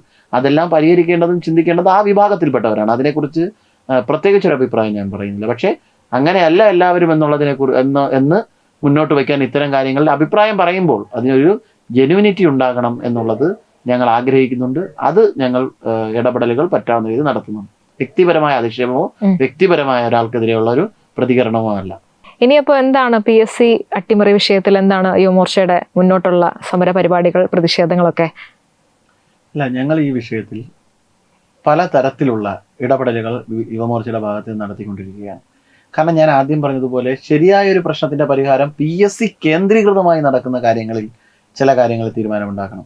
PSC ചെയർമാനെയും അംഗങ്ങളെയും നിയമിക്കുന്നതിലെ വ്യക്തതയും ക്ലാരിറ്റിയും പൊതുസമൂഹത്തിന് ബോധ്യമാകുന്ന തരത്തിലേക്ക് ഒരു സുതാര്യത അതിൽ കൊണ്ടുവരുന്നതിന് വേണ്ടിയിട്ടുള്ള ചട്ടങ്ങളും കാര്യങ്ങളും ഉണ്ടാകണം എന്നുള്ളത് ഞങ്ങൾ മുന്നോട്ട് വയ്ക്കുന്ന ഒരു ആവശ്യമാണ്. അതോടൊപ്പം തന്നെ PSCയുടെ ഉള്ളിൽ വിവരാവകാശം കൊടുത്താൽ പോലും ആളുകൾക്ക് വിവരങ്ങൾ കിട്ടാത്ത തരത്തിലേക്ക് മൂടി വയ്ക്കപ്പെടുന്ന ഒരു ഗൂഢസങ്കേതമായി മാറിയിരിക്കുന്നു. അതിനൊരു സുതാര്യതയും അതിന് കാര്യങ്ങൾ കിട്ടുന്ന രീതിയിലുമുള്ള ഒരു കാര്യം പൊതുജനങ്ങൾക്ക് കൂടുതൽ അക്സസ് ഉണ്ടാകുന്ന, ഉദ്യോഗാർത്ഥികൾക്ക് കുറച്ചുകൂടി അക്സസ് ഉണ്ടാകുന്ന തരത്തിൽ അവിടെ മാറ്റങ്ങൾ കൊണ്ടുവരേണ്ടതായിട്ടുണ്ട്. കെട്ടിമൂടി വെച്ച കൊള്ള സങ്കേതങ്ങളും ഗുണ്ടാ സങ്കേതങ്ങളും ഒക്കെ ആക്കി മാറ്റി PSCക്കുള്ളിൽ ഒരു കൂട്ടം ആളുകളുടെ അഴിമതിയും സ്വജനപക്ഷവും നടത്താനുള്ള ഇടമല്ലാതാക്കി മാറ്റാൻ, ശുദ്ധമായി കിടക്കുന്ന ഒരു ഇടമാക്കി PSC മാറ്റാൻ വേണ്ട നടപടിക്രമങ്ങൾ ഓരോന്നോരോന്നായി ഞങ്ങൾ അതിൻ്റെ പിറകെ ഉണ്ടാകും എന്നുള്ളതിൽ ഒരു സംശയം വേണ്ട. അതിനു വേണ്ടിയിട്ട് ഞങ്ങൾ കാണാവുന്നത് വരെ എല്ലാം കാണുന്നുണ്ട്. ഭരണഘടനാ സ്ഥാപനങ്ങളുടെ കാര്യമായതുകൊണ്ട് ഗവർണറുമായി ബന്ധപ്പെട്ട് ഞങ്ങൾ അക്കാര്യങ്ങൾ ചർച്ച ചെയ്യുന്നുണ്ട്.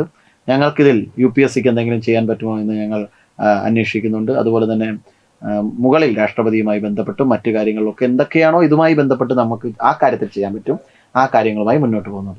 രണ്ട്, ഇപ്പോൾ നടത്തുന്ന അന്വേഷണം, PSCയിൽ വന്നിട്ടുള്ള കാര്യങ്ങൾ, അത് എല്ലാ കാലവും ഇരു മുന്നണികളും ഒരുപോലെ തങ്ങളുടെ ഇഷ്ടക്കാർക്ക് വേണ്ടിയും തങ്ങളുടെ ആളുകൾക്ക് വേണ്ടിയും അങ്ങോട്ടും ഇങ്ങോട്ടും സഹായിക്കുന്ന ഒരു സമീപനം ഉണ്ടാകാറുണ്ട്. ഇത്തവണയും ഇത് ഏതെങ്കിലും ഒരു ഉദ്യോഗസ്ഥനെയോ 2-3 പേരുടെ നിലയിൽ ഇത്ര വിവാദമായതുകൊണ്ട് നിർത്തി ഇത് അവസാനിപ്പിക്കാൻ വേണ്ടിയിട്ട് ഈ അന്വേഷണം പ്ലാൻ ചെയ്താണ് മുന്നോട്ട് പോകുന്നത്. ഈ അന്വേഷണത്തിന് ഒരു തരത്തിലും സീരിയസ് ആയിട്ട് ഒരു കാര്യം ചെയ്ത് അവസാനിപ്പിക്കാൻ പറ്റില്ല ഈ ക്രൈംബ്രാഞ്ച് അന്വേഷണം. അതുകൊണ്ട് അതിന് കൃത്യമായ ഒരു ജുഡീഷ്യൽ അന്വേഷണം, അതുപോലെ തന്നെ ഒരു കേന്ദ്ര ഏജൻസിയുടെ അന്വേഷണത്തിലേക്ക് ഈ കാര്യങ്ങൾ കൊണ്ടുപോകുന്നതിന് വേണ്ടിയിട്ടുള്ള ശക്തമായ ഇടപെടലുകളും ആവശ്യങ്ങളുമായി യുവമോർച്ച മുന്നോട്ട് പോകും. അതോടൊപ്പം തന്നെ നിലവിൽ PSC റാങ്ക് ലിസ്റ്റിൽ ഉൾപ്പെട്ട് 1ാം റാങ്കും അതുപോലെ തന്നെ 3ാം റാങ്കും 2ാം റാങ്കും നേടിയിട്ട് ഒരു വേക്കൻസി പോലും റിപ്പോർട്ട് ചെയ്യപ്പെടാത്തതിൻ്റെ കാരണം കൊണ്ട് ലിസ്റ്റിൽ ഉൾപ്പെട്ടിട്ടും ജോലി കിട്ടാത്ത ആയിരക്കണക്കിന് ലക്ഷക്കണക്കിന് യുവാക്കൾ നമ്മുടെ നാട്ടിൽ നിന്ന് നിലനിൽക്കുന്നുണ്ട്. അവർക്ക് അത് കൃത്യമായി നടപ്പിലാക്കാനുള്ള ഇടപെടൽ നടപ്പിലാക്കുന്നതുവരെ ഞങ്ങൾ ആ വിഷയവുമായി ബന്ധപ്പെട്ട് സമരരംഗത്ത് മുന്നിട്ടുണ്ടാവും. അതോടൊപ്പം തന്നെ കേരളത്തിൽ നമ്മൾ അറിയാതെ നടത്തുന്ന നോർമലൈസ് ചെയ്ത ചില അഴിമതികളുണ്ട്. ഇപ്പോൾ ഉദാഹരണത്തിന് വേക്കൻസി റിപ്പോർട്ട് ചെയ്യപ്പെടാതിരിക്കുന്നു, ഇവർ വിവരാവകാശം കൊടുത്താൽ തന്നെ കാലതാമസപ്പെടുത്തുന്നു. അപ്പോൾ അവിടെ ഒരാൾ ജോലി ചെയ്യുന്നുണ്ട്, ആ ജോലി ചെയ്യുന്ന ആൾ താൽക്കാലിക ജീവനക്കാരനാണ്. ആ താൽക്കാലിക ജീവനക്കാരനെ വേക്കൻസി അവിടെ താൽക്കാലികമായിട്ടാണ്, അവിടെ മറ്റൊരാൾക്ക് ജോലിയുണ്ട്, ലിസ്റ്റിൽ നിന്ന് എടുത്താൽ അദ്ദേഹത്തെ പറഞ്ഞു വിടേണ്ടതായിട്ട് വരും. അപ്പോൾ ഇവരെന്ത് ചെയ്യും? ഈ ലിസ്റ്റിൻ്റെ കാലാവധി കഴിയുന്നത് വരെ ഈ വേക്കൻസികളെല്ലാം മറച്ചു വയ്ക്കുമ്പോൾ താൽക്കാലിക ജീവനക്കാരൻ തുടരുന്നയാൾ അവസാന നിമിഷം ഈ ലിസ്റ്റിനെ കുറിച്ച് ചില കാര്യങ്ങൾ പറയും. അപ്പോൾ 1-2 പേരെ എടുക്കും, ബാക്കി എല്ലാവരെയും ലിസ്റ്റ് ക്യാൻസലായി പോകും. ക്യാൻസൽ ആവുന്നതോടുകൂടി ഈ തുടർന്ന് വരുന്ന താൽക്കാലിക ജീവനക്കാരൻ വീണ്ടും അവിടെ ജോലി ചെയ്യുന്ന സാഹചര്യം ഉണ്ടാകും. അപ്പോൾ വീണ്ടും അടുത്ത ലിസ്റ്റ് വരുന്നത് വരെയുള്ള സമയം എന്ന് പറയുന്നത് 3 വർഷത്തിലേറെയാണ്. ഒരു പരീക്ഷ നോട്ടിഫൈ ചെയ്ത് പരീക്ഷ നടത്തി പിന്നെ അതിൻ്റെ ലിസ്റ്റ് ഇട്ട് അത് വരുന്നത്. ആ ലിസ്റ്റിനൊരു 3 വർഷത്തെ കാലാവധി, ഒരു 6 വർഷത്തെ പ്രോസസ്സായിട്ടാണ് ഈ കാര്യങ്ങൾ ഇപ്പോൾ മുന്നോട്ട് പോയിക്കൊണ്ടിരിക്കുന്നത്. ഇതിന് ഒരു കൃത്യമായ ഫ്രെയിം വർക്കും ടൈം ലൈനും കൊണ്ടുവന്ന് ഈ കാര്യം സുതാര്യമാക്കുന്നതിന് വേണ്ടിയിട്ടുള്ള ഒരു കാര്യത്തിലും ഇടപെടലുകൾ യുവമോർച്ചയുടെ ഒരു കൃത്യമായ നിരീക്ഷണവും ഇടപെടലും അതിലുണ്ടാകും. അതിനു വേണ്ടിയിട്ടുള്ള സമരം ഞങ്ങൾ തുടരുക തന്നെ ചെയ്യും, അതിൻ്റെ പുറകെ ഉണ്ടാകും. 2, പരീക്ഷ എഴുതിയ കുട്ടികളുടെ അവസ്ഥയുണ്ട്. കാരണം എന്താണ്?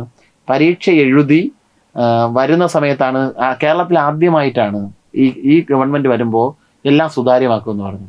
നമ്മൾ കാണേണ്ടത് ഇപ്പോൾ കഴിഞ്ഞൊരു പരീക്ഷ PSC എക്സാം, ആ PSC എക്സാമിൻ്റെ ചോദ്യപേപ്പർ ചോർന്നു എന്ന് പറയാൻ പല ആളുകൾക്ക് മടിയാണ്. പരീക്ഷാ പേപ്പർ ചോർന്നത് കാരണം 1.5 ലക്ഷം ആളുകൾ പരീക്ഷാ സെൻറ്ററിൽ വന്ന് നിൽക്കുമ്പോൾ നിങ്ങളുടെ പരീക്ഷ ക്യാൻസൽ ചെയ്തു എന്ന് പറയുന്നു. അവർ തിരിച്ചു പോകുന്നു. രാവിലെ നടത്തേണ്ട എക്സാമിൻ്റെ കൂടെ ഉച്ചയ്ക്ക് ശേഷമുള്ള പരീക്ഷയുടെ ക്വസ്റ്റ്യൻ പേപ്പർ കൂടി കൊടുത്തയക്കുന്നു, സെൻറ്ററിലെത്തുന്നു. അത് ഇൻവിജിലേറ്ററിൻ്റെയും മറ്റാൾക്കാരുടെയും കൈകളിലേക്ക് കൃത്യമായി കിട്ടുന്നു. ഈ കാര്യം ഉച്ചയ്ക്ക് ശേഷമുള്ള പരീക്ഷയുടെ ക്വസ്റ്റ്യൻ പേപ്പർ പൊട്ടിച്ച് ഇത് പുറത്തു പോയിട്ടില്ല എന്ന് എങ്ങനെയാണ് അവർ ഉറപ്പിക്കുക? കാരണം അത് പൊട്ടിച്ചത് കൊണ്ടും പുറത്തെടുത്തത് കൊണ്ടുമാണ് 166 കുട്ടികളുടെ കയ്യിൽ, ഉദ്യോഗാർത്ഥികളുടെ കയ്യിൽ ഈ പരീക്ഷയുടെ ക്വസ്റ്റ്യൻ പേപ്പർ കിട്ടിയത്. അവരുടെ കയ്യിൽ അത് കിട്ടിയത് കൊണ്ടാണ് ഇത് ചോർന്നു എന്നറിയുന്നതും പരീക്ഷ മാറ്റിവെക്കുന്ന സാഹചര്യം ഉണ്ടാകുന്നത്. രാവിലെ 166 പേർക്ക് ഇവർ ക്വസ്റ്റ്യൻ പേപ്പർ മാറ്റി കൊടുത്തു. അവരതിൻ്റെ എക്സാം എഴുതി. അവരോട് വീണ്ടും ഒരിക്കൽ കൂടി എക്സാം എഴുതണമെന്ന് പറഞ്ഞു. അവർ എക്സാം എഴുതി കഴിഞ്ഞാൽ അവർ ആരോട് കൂടിയാണ് റിസൾട്ട് പബ്ലിഷ് ഈ വെരിഫിക്കേഷൻ നടത്തുന്നത്, വാല്യുവേഷൻ നടത്തുന്നത്? അവർ വാല്യുവേഷൻ നടത്തുന്നത് അവർക്ക് മുമ്പ് എഴുതിയ അതായത് 2 ക്വസ്റ്റ്യൻ പേപ്പർ എഴുതിയ ആളുകളെ ഒരുമിച്ച് വാല്യുവേഷൻ നടത്തുന്ന സ്ഥിതിയാണ് ഉണ്ടാകാൻ പോകുന്നത്. അതായത് 166 പേർക്ക് ക്വസ്റ്റ്യൻ മാറിക്കൊടുത്തത് കൊണ്ട് അവർക്ക് എന്ത് ചെയ്യാൻ പറ്റിയിട്ടില്ല, എക്സാം ഒന്നുകൂടി എഴുതേണ്ടി വരുന്നു. അപ്പോൾ പുതിയ ക്വസ്റ്റ്യൻ പേപ്പർ കൊടുക്കുന്നുണ്ട്. ഈ 166 പേരും ബാക്കി ലക്ഷക്കണക്കിന് ആളുകുട്ടികളും ഒരുമിച്ച് വാല്യുവേഷൻ നടത്തുന്ന സാഹചര്യം ഉണ്ടാകുന്നു. അവിടെ തന്നെ നീതി നിഷേധിക്കപ്പെടുകയാണ് ഈ കാര്യങ്ങളിൽ. രണ്ടാമത്തെ കാര്യം, ഉച്ചയ്ക്ക് ശേഷമുള്ള പരീക്ഷ എഴുതാൻ വന്ന 1.5 ലക്ഷം ആളുകൾക്ക് പരീക്ഷ എഴുതാതെ തിരിച്ചു പോയിട്ടുണ്ട്. ക്വസ്റ്റ്യൻ ചോർന്നത് കാര്യം നിങ്ങൾ എവിടെയെങ്കിലും കണ്ടോ? ഞാൻ ഭരിക്കുന്ന കാലഘട്ടത്തിൽ, വി ഡി സതീശൻ എന്ന ഞാൻ മുഖ്യമന്ത്രി ആയിരിക്കുന്ന കാലഘട്ടത്തിൽ ഇങ്ങനെ ഒരു സംഭവം നടന്നതിൽ അതീവ ഗൗരവത്തോടുകൂടി ഞങ്ങൾ കാണുന്നു. ആ വിഷയത്തിൽ ഞങ്ങൾ ഇടപെടൽ നടത്തുന്നു. അതിന് സുതാര്യമായ ഒരു അന്വേഷണം നടത്താൻ പ്രഖ്യാപിക്കുന്നു. നിങ്ങൾ കണ്ടോ? കാണില്ല. അതിനെക്കുറിച്ച് ഒരു അക്ഷരം മിണ്ടിയിട്ടില്ല. അതിൻ്റെ ഒരു ഉത്തരവാദിത്വം ഏറ്റെടുക്കാൻ മുഖ്യമന്ത്രിയായിട്ടുള്ള PSC ചെയർമാനും മുഖ്യമന്ത്രിയുമാണല്ലോ ഈ കാര്യങ്ങൾ ചെയ്യേണ്ടത്. ഒരു ഉത്തരവാദിത്വം ഏറ്റെടുക്കാൻ പോലും മുഖ്യമന്ത്രി തയ്യാറായിട്ടില്ല. ഒരു അക്ഷരം പറയാൻ അദ്ദേഹം തയ്യാറായിട്ടില്ല. ഈ ദൂരക്കാഴ്ചയുടെ പ്രശ്നം കൊണ്ടാണോ എന്നറിയില്ല. മുന്നിലുള്ളതൊന്നും അദ്ദേഹത്തിന് കാണാൻ പറ്റുന്നില്ല. ദൂരെയുള്ളത് മാത്രമാണ് അദ്ദേഹത്തിന് കാണാൻ പറ്റുന്നത്. അദ്ദേഹം ഭരിക്കുന്ന നാട്, മുഖ്യമന്ത്രി ആയിരിക്കുമ്പോൾ PSCയുടെ ക്വസ്റ്റ്യൻ പേപ്പർ ചോർന്നു 1.5 ലക്ഷം ആളുകളോട് ഉച്ചയ്ക്ക് ശേഷം വന്നിട്ട് പറയാം ഇന്ന് പരീക്ഷയൊന്നുമില്ല, എല്ലാവരും പിരിഞ്ഞു വെക്കുമെന്ന് പറഞ്ഞു. അതായത് വീട്ടിൽ കുട്ടികളെ മാറ്റിവെച്ച് ഒരു ദിവസത്തെ ജോലി കളഞ്ഞ് അതുപോലെ തന്നെ മറ്റു പല കാര്യങ്ങളും മാറ്റിവെച്ച് ഇവർ ഇവിടെ നിന്ന് ഇടുക്കിയിലേക്കെന്നും മറ്റ് പല പല സ്കൂളുകളിലേക്ക് ഇവർ സെന്ററുകൾ തീരുമാനിച്ച് കയറി ഇറങ്ങി അവിടെ ചെന്ന് നിൽക്കുമ്പോൾ ഇവർ കാരണം പുറത്തുപോയ 1.5 ലക്ഷം പേരുണ്ട്. അവർക്ക് നഷ്ടപരിഹാരം കൊടുക്കണ്ടേ? അങ്ങനെയെങ്കിൽ അവർക്ക്, കാരണം അവരുടെ തെറ്റല്ലല്ലോ അവരവിടെ വന്നിട്ട് തിരിച്ചു പോകേണ്ട അവസ്ഥ വന്നത്. അതോടൊപ്പം തന്നെ അതിൽ മുഖ്യമന്ത്രി ഒരു അഭിപ്രായമെങ്കിലും പറയണ്ടേ? അങ്ങനെ മിണ്ടാട്ടം മുട്ടിയ ഒരു മുഖ്യമന്ത്രി പിന്നെ തുടരണം എന്തിനാണ്? യുവമോർച്ച ആവശ്യപ്പെടുകയാണ്. കാരണം പിണറായി വിജയൻ ഗവൺമെന്റ് ചെയ്തതൊക്കെ തന്നെ ചെയ്യുന്നു എന്നുള്ള അവസ്ഥയിലാണെങ്കിൽ ആ മിണ്ടാട്ടം മുട്ടിയ ഒന്നും പറയാൻ പറ്റാത്ത, സംസാരശേഷി നഷ്ടപ്പെട്ട, ഈ വിഷയങ്ങളെ അഭിപ്രായം പോലും പറയാൻ പറ്റാത്ത, ഉത്തരവാദിത്ത ബോധമില്ലാത്ത മുഖ്യമന്ത്രി പിന്നെ തുടരേണ്ട ആവശ്യമില്ല, രാജിവെച്ച് പോകണം. അതാണ് യുവമോർച്ചയ്ക്ക് ആ കാര്യത്തിൽ പറയാനുള്ളത്. PSCയുമായി ബന്ധപ്പെട്ട വിഷയങ്ങൾ എണ്ണി ഇന്ന് പറഞ്ഞാലും തീരില്ല, അത്രമാത്രം പ്രശ്നങ്ങളുണ്ട്. ഈ പ്രശ്നങ്ങളിൽ ഓരോന്നും യുവമോർച്ചയുടെ കൃത്യമായ ഇടപെടൽ ആ കാര്യത്തിലുണ്ടാകും. ഞങ്ങൾ ഇതിൻ്റെ പുറകെയുണ്ട്. റാങ്ക് ഹോൾഡേഴ്സിന് മുഴുവൻ ഞങ്ങൾ അവരോടൊപ്പം സംഘടിപ്പിച്ച് അവരോടൊപ്പം ചേർന്ന് നിന്ന് ഈ കാര്യങ്ങൾ മുന്നോട്ട് കൊണ്ടുപോകും. അവർക്ക് വേണ്ടിയിട്ട് ചെയ്യാൻ പറ്റുന്നതെല്ലാം ഞങ്ങൾ ചെയ്യുകയും ചെയ്യും എന്നുള്ളതാണ് ആ കാര്യത്തിൽ പറയുന്നത്. ഇത് ഉത്തരവാദിത്തപ്പെട്ട ഭരണാധികാരിയുടെ ഒരു ലക്ഷണമുണ്ട്. നമ്മുടെ BJPയുടെ സംസ്ഥാന അധ്യക്ഷൻ ശ്രീ രാജീവ് ചന്ദ്രശേഖർ, രാജീവേട്ടനുമായിട്ട് നമ്മുടെ സെക്രട്ടേറിയറ്റിന് മുന്നിൽ സമരം ചെയ്യുന്ന ഉദ്യോഗാർത്ഥികളെ കാണാൻ പോവുകയാണ്. അന്ന് അദ്ദേഹം ആ കുട്ടികളോട് സംസാരിച്ച രീതിയുണ്ട്. നിങ്ങൾ വരൂ, കലാപം ഉണ്ടാക്കൂ, നിങ്ങൾ ഇങ്ങനെ ചെയ്യൂ. അങ്ങനെയായിരുന്നില്ല. നിങ്ങളുടെ ആവശ്യങ്ങൾ അത് മന്ത്രിയോട് നിങ്ങൾ സംസാരിച്ചു. അപ്പോൾ അവർ പറയുകയാണ് ആരും ഞങ്ങളെ കാണാൻ വന്നില്ല, ഞങ്ങളെ കേൾക്കാൻ തയ്യാറായിട്ടില്ല. അന്ന് ആരും കേട്ടിട്ടുണ്ടായിരുന്നില്ല. ഇപ്പോഴാണ് ഇവരങ്ങോട്ട് അപ്പോയിൻമെൻ്റ് എടുത്ത് പോയിട്ട് പലരും കാണാൻ തയ്യാറായിരുന്നില്ല അവന്. അപ്പോൾ അദ്ദേഹം പറഞ്ഞു ഞാൻ നിങ്ങളോടൊപ്പം വരുന്ന ദിവസം മന്ത്രിയെ കാണാൻ നിങ്ങളോടൊപ്പം ഞാൻ വരാം എന്നാണ് അദ്ദേഹം പറഞ്ഞത്. 2, നിയമസഭയ്ക്കകത്ത് മുൻപെല്ലാം നിയമസഭയ്ക്കകത്ത് ഇവർ രണ്ടുപേരും വിചാരിച്ചാൽ എല്ലാം തേച്ചു മാറ്റി കളയാമായിരുന്നു. ഇന്ന് നിയമസഭയ്ക്കകത്ത് ഒരു ക്രിയാത്മകമായ പ്രതിപക്ഷമുണ്ട്. 3 MLAമാർ BJPയുടേതായ അകത്തുണ്ട്. അന്ന് BJPയുടെ സംസ്ഥാന അധ്യക്ഷൻ രാജീവേട്ടൻ കൃത്യമായി അവർക്ക് ഉറപ്പ് കൊടുത്തു, ഈ വിഷയത്തിൽ ഞങ്ങൾ ഈ നിയമസഭയ്ക്കകത്ത് കൃത്യമായ ശബ്ദമുയർത്തും.